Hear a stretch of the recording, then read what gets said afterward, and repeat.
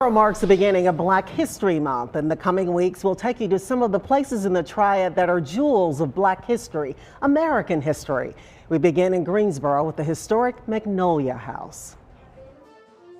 Magnolias are said to symbolize dignity and nobility, and this place, this grand Victorian house at the corner of Goral and Plott, stands in a class all by itself.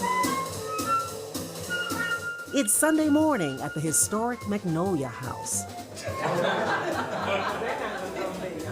Today's special, a jazz brunch flavored with warm conversation, peppered with laughter over fish and grits, chicken and waffles, and a generous side of history. Here is actually what we call our Green Book wall. The Magnolia House was listed in 6 editions of the Green Book starting in 1955.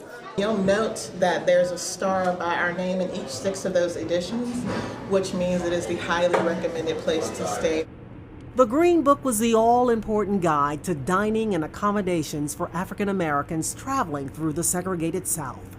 If you didn't have a family member or a friend where in a state that you were traveling through, you slept in your car, and you had to be very careful where you parked.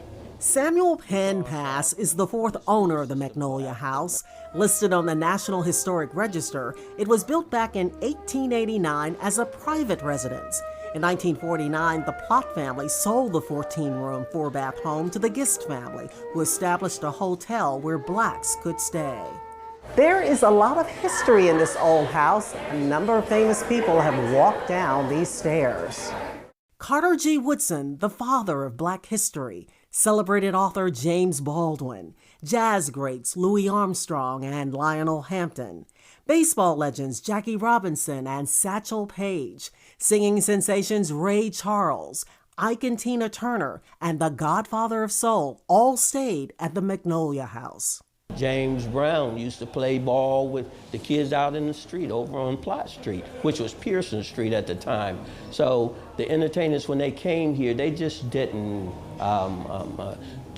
just come to entertain in Greensboro. They dialogued with the public. Pass remembers being a starstruck teen talking to singer Joe Tex on the front porch of the Magnolia House.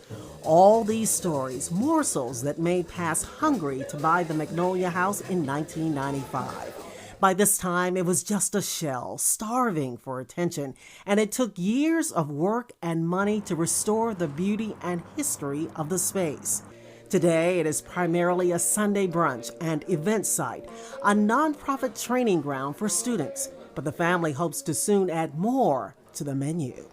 This will be the place where people will come when they're traveling through town, or this will be the place where businesses grow. This will be the place where people come together and just create experiences.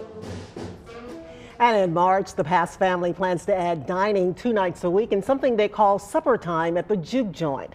But the big dream is that one day the Magnolia House will return to its roots as a hotel and become the inn at Magnolia. But a lot of Black history that began with 2 people, author and Louise Gist. Yeah, those 2 really trailblazers. Yes, they were. They were the first African Americans to purchase property in that neighborhood. It was a very affluent neighborhood. And one of their sons, Herman Gist, was a state representative, and he served until he died in 1994.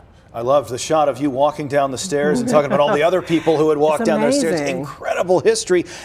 Samuel Pass talked about meeting Joe Tex when he was a boy. Did he ever think one day he might own that very building? No, never occurred to him, but he said when he acquired the building, it was actually an abandoned boarding house, and he just felt like he just had to save it because there was just so much history there. He just had to do it. And speaking of history, some of the history that you see there includes the furniture. This is actually a piece made by Thomas Day, a noted craftsman and cabinet maker. He was a successful businessman, a free Black man in the 1850s in Caswell County. And you'll see some of his work next week when we take you to Old Salem to highlight African American history in that community. So we have a lot of history to cover. Neat stories. Looking forward to it.